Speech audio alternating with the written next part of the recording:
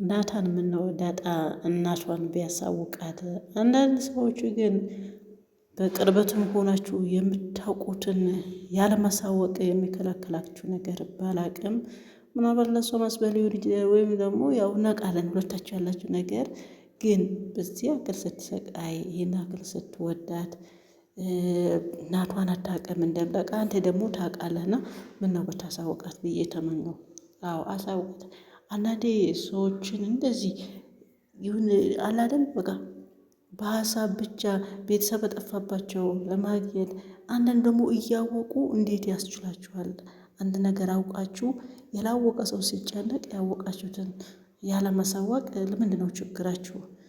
እና ምናልባት እንትን ለማለት እስከ መጨረሻው ጥግ ምናምን እስከዛ መሄድ አስባችሁ ሊሆን ይችላል። ነገር ግን ያም ሰው ደግሞ እንደሚጨነቅ ማወቅ አለባችሁና ናታ እባክህን ዳጣን እናቷን ልታሳውቃት ይገባል።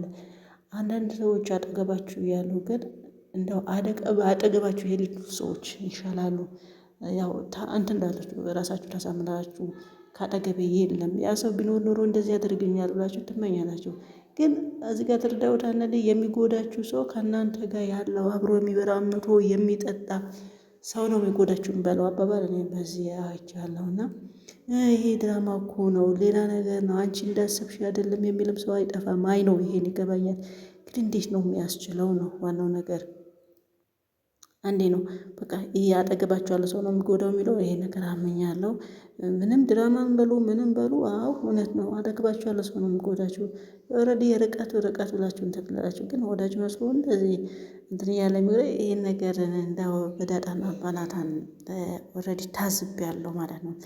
ስለዚህ አንተ ላይ ነው የምትወዳት ማለት ነው እና ውስጥ ነው የሚልም አይጠፋም እና ውስጥ ሆነ ግን ሁሉ ወጋኔ ከነችግሯን ከነምናምኗም እንትኗም ግን የስሳም ያክል ደግሞ እሷ የምማወቅ የምትፈልገው ነገር አለና ያ ነገር አንተ እያወቅህ ብታሳውቃት ያው ምንም ችግር የለውም ለማለት ያህል ነው።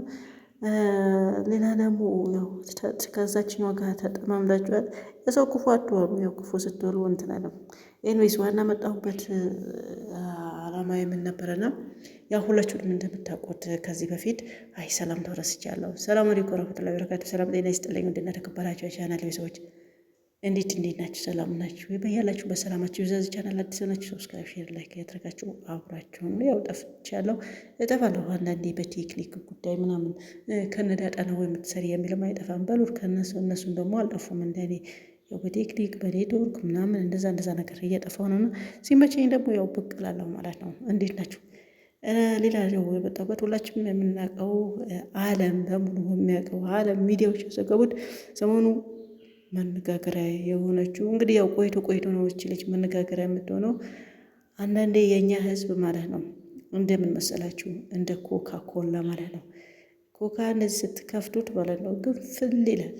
ትንሽ ወቀት ሲል በቀዝቀዝ ወርዶ ታች ነው እንደሚለውና የኛ ደግሞ ኢትዮጵያውያን አበሻዎች በተለይ እንደዛ ነው። የሆነ ነገር የያዝነው ነገር እስከ ጥግ አናደርሰውና በአብዛኛው ያው የመጀመሪያ አካባቢ እኛ ማንና በቃ እንዴት ነው የሚነኩን ብለን ያዙ ልቀቁኝ የሚል ነገር አለና ያን ደግሞ የሁለት ቀን 3 ቀን ጭብጨባ ነገር ከዛ በኋላ ጭብጨባው ግን ቅድም እንዳልኳችሁ ልክ እንደ ኮካ ኮላው ጭብጨባው ቀዝቀዝ ይላል። ከዛ በኋላ ያን አላማ ይሳካ ይረሳልና ያን ሳያልቅ ደግሞ ሌላ አጀንዳ ማለት ነው። ምላችሁ ፈልጌ ነው የሌላን ሰው ጉዳይ ሁላችንም እንደምናውቀው ያው ከ13 ዓመት በላይ እስር ቤት ቆይታ እንግዲህ ባለፈው ሁሉም ሰው እንደሚያውቀው የሳውዲ 2 ሚሊዮን ብር ካሳ ጠይቀዋል ተብሎ በዛ ይቅርታ አድርገውላታል ወይም ደግሞ ምህረት ተደርጎላታል ተብሎ እንግዲህ የኢትዮጵያ ሕዝብ በዚህ አይታማምና እንግዲህ ወርቁም ብሩም ሳይቀር እጁ ያለው ሁሉም ረዶ ያን 2 ሚሊዮን ብር ያው ተከፍሎ ልጅቷ ግን እስካሁን ያልወጣችበት ምክንያት አለ። ምክንያቱም እንደሆነ ያው የሚያውቀው እዛ የሳውዲ ያለ ኢትዮጵያ ኤምባሲ ነው። ከዛ ውጪ ማንም የሚያውቅ የለም። ምናልባት እንደሚወራ ከሆነ ብዙ ነው የሚወራውና አንዳንዴ የምናወራው ነገር የዛች ሰው ህይወት ስንል ይቆጥብ ብንል እላለሁ። አንድ ሰው ሌባን ከሆነ ያዛን ሰው የህይወቱን ሊተርፍ የሚችል ከሆነ ሌባም የሆነ በቃ ዝም ነው ሌብነቱን እየደበቀን ማለት ነው። በአሰቃቂ ውስጥ ሆነ ብዙ ነገር እየተወራ ነው። እና እንግዲህ እንደነገርኳችሁ ኢትዮጵያ ርብርብ ያው በዚህ አንታማም አልሐምዱሊላህ። አንዳንዴ እርስ በራሳችን ስንባላ ነው እንጂ በርብርብ የውጭ እንትን እናስገባምና ያው በርብርብ 2 ሚሊዮን ብር እንትን ተብሎ ተከፍሎ ያው እስካሁን አልወጣችም። ነገ ከነገ ወዲያ ትባል ያው ትናንትና ከትላንት ወደ እናቷ ምን ብላ ነበር? ይህ ነገር እኔም ሰልችቶኛልና ያምና ኢድ ነበር ትመጣለች የተባለው ትወጣለች የተባለው ያው እስካሁን 2 ወር 3 ወር ሲባል ቆይቷል። ይሄ ደግሞ የኛ የኤምባሲዎች እንዝላልነት ይመስለኛል፣ እውነት ለመናገር ማለት ነው። ለምን እንደሆነ ታውቃላችሁ? በቃ ሁሌም የኛ እንትን ነው። በየሀረቡ ሀገሩ እንደ የሌሎቹ ዜጎች እንደኛ ሰው እኮ እንትን ያለችው ምናልባት ያው ከነጥፋታችንም ወይ ግን ከነጥፋታችን ጥፋት አይኖርም አይደለም፣ ብዙ ጥፋቶች ሊኖሩ ይችላሉ። ነገር ግን ያን ጥፋት የሚኖር የሚቆሙላቸው ኤምባሲያቸው ነው። የኛም እንደዚህ ከሌሎቹ ሀገሮች የማናንስ ኤምባሲ ያለንና ኤምባሲያችን እየቆሙ አይደለምና እቺ ልጅ 13 ዓመት ታስራ ብር ተከፍሎ ፈርሞ የሚያወጣው ወኪል ሲጠፋ አስባችሁታል? ዋናው የለም እንደዚህ በዚህ ወጣ በዚህ ገባ ሲባል እንግዲህ እነዚህ ምስኪን እናትና አባቶቿ ተስፋ ተሰጥቷቸው በመሀል ደግሞ የአንድ ተስፋ ሲማጠድ እጅግ በጣም ነው የሚያሳዝነው። ነው ኤምባሲ ምነው በዚህ ልክ የእውነትም እንደሚወራ ነው ወይ? በተለይ ደግሞ በተሰበሰበው ብር ጉዳይ ብዙ ነገር ነው የሚባለውና ኮሚቴም ተዋቅሯል ተባሉት። ኮሚቴ የት እንዳሉ ምን እንደሚሰሩ ባይታወቅም ምን አሳወቀሽ ራሳቸው ሰሞኑ ስለተናገሩት ነው፣ እውነት ለመናገር ማለት ነው።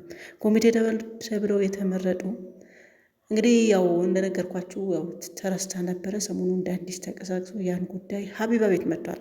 ሀቢባ ታውቃላችሁ ሁላችሁ። እውነት ለመናገር ይሄ በጣም ነው መወዳት። ይሄ በግል እንትኗ ምናምን ሳይሆን በስራዋ ማለት ነው። አንድን ነገር ከያዘች እስከ ጥግ እንደምታደርሰው ማለት ነው። ይሁንም አይሁንም ከማንም ብቻውን ቢሆን እስከ መጨረሻ ትሄድበታለች እና በ11ኛው ሰዓት እሷ ቤት መምጣቱ ይህን ጉዳይ እውነት ለመናገር እኔ ብቻ ሳይሆን ሁሉም ሰው ደስ ብሎታል ማለት ነው። እና ሰሞኑ ኮሚቴው አምጥታ ስትናገር ምንድን ነው አሏት? አሁን ያው የተለመደው ነው። በ2 ዓመት የዛሬ ዓመትም ትወጣለች ተብሎ ነበር። እንደዛ ነው ኑዛዜን እንትን ያሉት እና ከዛ በፊት ግን ልጅቷን ታማ ሆስፒታል አታገኝም፣ ሕክምናን አታገኝም ተብሎ እንግዲህ እንዳያችሁት ነው ሪከርዱ የወጣው። አቢባ ቪዲዮ ከሰራችሁ በኋላ ያቺ ልጅ እንደገና ሐኪም ቤት እንደወሰዷት ነው። አንዳንዴ ድምጻችን አንድ ላይ ሲሆን ይሰማል ማለት ነው። ግን እንደነገርኳችሁ ነው የ2 ቀን 3 ቀን ድምጽ ነውና መልሰን ደግሞ ቅዝቅዝ ማለት ባህሪ ያለና አንድ ቪዲዮ በሰራችሁ ቪዲዮ እኔ ወደ ሰዓታቸው በ2 ሰዓት በ3 ሰዓት ውስጥ 1 ሚሊዮን እይታ ነው የነበረውና አሁን ሊጨምር ይችላል አላውቅም። ስለዚህ ያ ሰው ሁሉም ሼር ዲዩት ምናምን እያደረገ ማለት ነው ተደራሽነት እንዲኖረው ተደርጎ ኤምባሲዎች ላይ ደርሶ ነው። እርግጠኛ ነኝ ኤምባሲ በያዝ ኖሮ ሐኪም ቤት መተወሰድም ነበር። ግን ከዛ በፊት የሰማነው ሪከርድ እጅግ በጣም ዘግናኝ፣ ብቻዋ እንደታሰረች 9 ወር ብርድ ልብስ በቃ በህይወትም በሞት መካከል ያለች እኔ እዚህ ጋር ለመናገር አልፈልግም እና በጣም ነው ያሳዝነችኝ። ሪከርዱ ሰምታችኋል እና ያልሰማችሁ የላችሁም። በአብዛኛው ቲክቶክ አካባቢ ሆነ ዩቱብ አካባቢ የምትኖር በአሁኑ ሚዲያ የማይጠቀም የለም። እንደዛ የጽዳት ሰራተኛ ገብተው በዛ ልክ ትሸታለች፣ እንደዚህ ሆናለች። እኔ ወላሂ እኔ አላቅምና የተነገረው ነገር እጅግ በጣም የሚዘገንን የምታሳዝን ብቻ እጇ እግሯ ታስራ ሰው አንድ እስር ቤት ከሆነ ምን ያደርጋል? እግሩ ይታሰራል። በዛ ላይ ብቻ አላቅም። ግን ያም ሆነ ይህ አንድ ቪዲዮ ሰርታ ነው የማግስቱ ሐኪም ቤት ተወሰደች እና እንደዚህም ድምጽ መሆን ይቻላል። ግን ችግሩ እንደነገርኳችሁ ተጀምሮ አሁን ግን ሀቢባ ይዘዋለች፣ የሆነ ጫፍ ይዘዋል ብዬ አስባለሁኝ። እንግዲህ ኮሚቴ ተብሎ ከተመረጡት አንዱ ነው የመጣው ሰሞኑ። ያው ይሄ ነገር ሁሌም ነው አሉ በአመት ዓመት እንደዛ የሚለው ያው ሀቢባ ቪዲዮ ከሰራች በኋላ ልጅቷ ሐኪም ቤት እንደሄደች እና ኤምባሲዎችም መግለጫ እንደሰጣቸው ኤምባሲው የኛ የኮሚቴዎች ደውለው በስልክ ነው ከኢድ በኋላ ትወጣለች ብለው ያ ማለት ዋና ፈራሚው ከሀገር የለም። ከሀገር ሲመጣ ሀገር ሳውዲ አረቢያ ሲገባ ፈርሞ ያወጣል ምናምን ብኖላን ኤምባሲ ነው ነገረን ብሎ እንግዲህ ያን የተለመደ እንትኑ። ሀቢባ ደግሞ በእርግጠኝነት ያው እንደነገርኳችሁ እናንተ እንደምታውቋት የያዘችው ነገር ስለማትለቅ እስከ ጥግ ነው የምትሄድበት። ውጭ ጉዳይ ሚኒስቴር ድረስ እና አሁንም ካሌድ ሄደው ደብዳቤ ጽፈው አስገብተዋል። እርግጠኛ ነው የምትወጣ ከሆነ ይህ እንደተለመደ ሁልጊዜ ከኢድ በኋላ ምናምን ሳይሆን የእውነት ከኢድ በኋላ ልትወጣ ትችላለች። እና ሁላችሁም በየእምነታችሁ ዱዓ አድርጉላት፣ ጸልዩላት። እጅግ በጣም የምታሳዝን። እኔ ከሷም በላይ ደግሞ እናት አባቷ ነው ያሳዘነኝ እውነት ለመናገር። የታመመ ሰው አንዴ ታሟል፣ የሞተው ሰው በአንድ ደሟል። ግን ከታመመው ሰው በላይ የሚታመመው አስታማሚው ነው ማለት ነው። ስለዚህ ሌላ በዛ ውስጥ ደግሞ ዋና ቤተሰቦቹ ናቸው። እና ጭራሽ ሰሞኑ ለመሞት ድምፅ ሆኗት ተብሎ ሲወጣ እውነት ማለት ካሁን ካለችበት ጭንቀት በቃ ይሻላታል ትገላገል፣ ወይም ለመውጣት ወይም ደግሞ ለመሞት ድምፅ ሆኑ ተብሎ በእስር ቤት የወጣው ሪከርድ እውነት በጣም ነው የሚከብደው እና የሚያሳዝነው። አንድ ቀን እንደዚህ ያሳስተናል እስከ ዘላለም ህይወታችን እንደዚህ ምስቅልቅል ያወጣውና እንግዲህ ምላችሁ ፈልጌ ነው። ዱዓ አድርጉላት ሁላችሁም በሰገዳችሁበት። እንግዲህ ዛሬ መጨረሻ ረመዳን ነው። በያላችሁበት ኢድ ሙባረክ ብያለሁ በዚሁ ማለት ነው።